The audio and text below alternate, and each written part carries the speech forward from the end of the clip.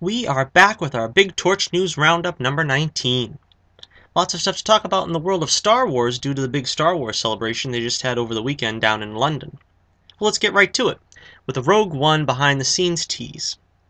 I was personally hoping for a story trailer at this point. It's my same gripe with Star Trek Beyond, where I wish I knew a little something more about the plot, but this isn't really a trailer, so judging it for what it is, it's alright. More shooting, explosions, and running around hitting people. It's okay, but doesn't really raise the roof in terms of excitement. I'm glad to see our buddy Warwick Davis getting a role in it. I was surprised they didn't have a role for him in The Force Awakens. I like seeing the stormtroopers walking in the water. That costume really doesn't seem conducive to water, so it's going to be fun to see. I like the final shot with Jyn saying, "May the Force be with us." It's an interesting time where the Jedi's fire has gone out of the universe, but faith still remains. It's kind of like the world waiting for the Messiah to come before God actually sent Jesus. Here, the galaxy is waiting for a new hope, and the Force to be restored into balance. It's truly a dark time for the galaxy. The Rogue One panel was pretty good, with Ben Mendelsohn making his arrival as Director Krennic. It's always fun to see them come in character. Jiang Wen made a pretty big spoiler slip out. I won't ruin it, but I'm sure it made its way halfway around the internet by now. But it's not really that surprising a twist. Gareth Edwards has a lot of enthusiasm for the project, so hopefully that bears fruit come December. Chris Miller and Phil Lord showed up to talk a little bit about the young Han Solo movie. Currently, the movie is being prepped to shoot for late January, early February of next year. Alden Ehrenreich also came out to be officially announced as the new young Han Solo star and talk about his casting. Episode 8 director Rian Johnson confirmed that production is officially wrapped on the film Episode 8. He was joined by John Boyega, who neither confirmed or denied that Finn will get out of his coma. Mark Hamill did an hour. I can watch that guy talk all day.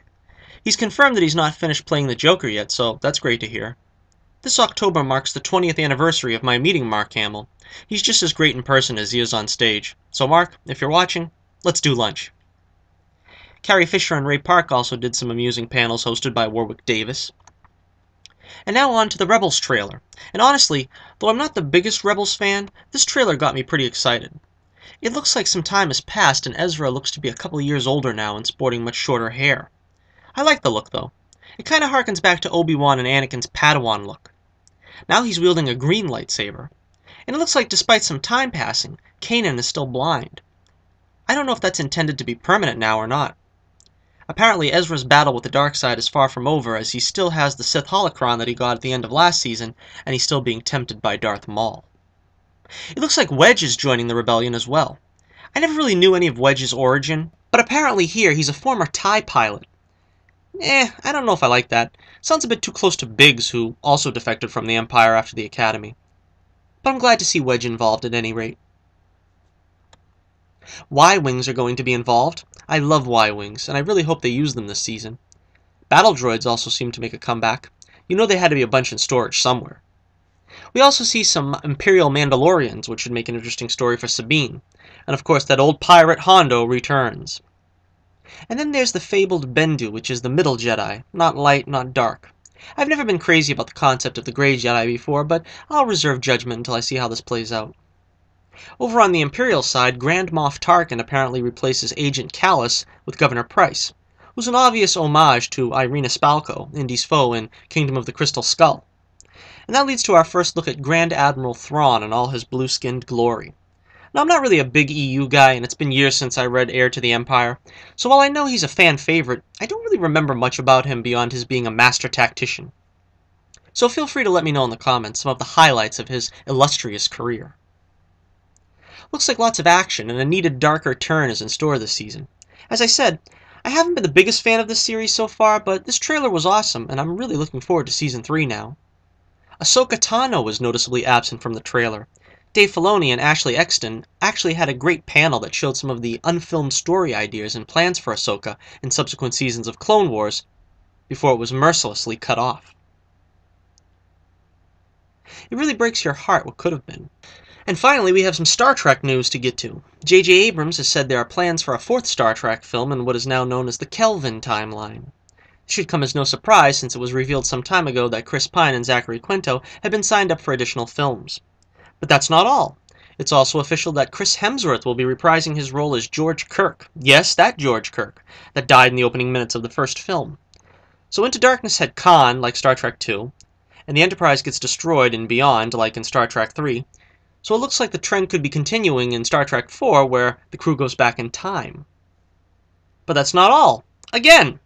When asked if Anton Yelchin would have his role of Mr. Chekhov recast, Abrams said, "I would say there's no replacing him. There's no recasting. I can't possibly imagine that, and I think Anton deserves better." When asked if Chekhov's animated series replacement, Lieutenant Arix, would fit the bill, Abrams said, "I have thought about it, we're working on it, and it's too early to talk about it." On the one hand, I could see Mr. Chekhov being transferred for a movie or so, but I'm of the opinion that no actor is bigger than the role, like the people that didn't want the Joker recast after Heath Ledger's death. I can see it being too soon to be using him in the next subsequent movie, but the Joker is too big a character not to use for over a decade. And by the same token, I think Chekhov is too important to be written out of the Star Trek universe.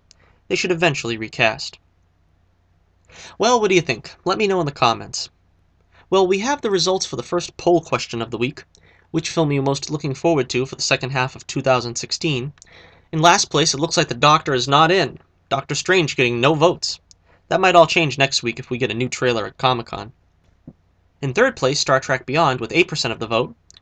Coming in second place, Rogue One with 25%. And the big winner, Suicide Squad with 67% of the vote. Suicide Squad would get my vote too. Can't wait to see that one. Now be sure to check out my Twitter page in the description below for this week's poll of the week. And the question is, which DC CW superhero show are you most looking forward to returning in the fall? Arrow, The Flash, Supergirl, or Legends of Tomorrow? Well, that about does it for this edition of the Torch News Roundup. This is Johnnie Torch reminding you, keep the flame burning brightly, and the Force will be with you. Always.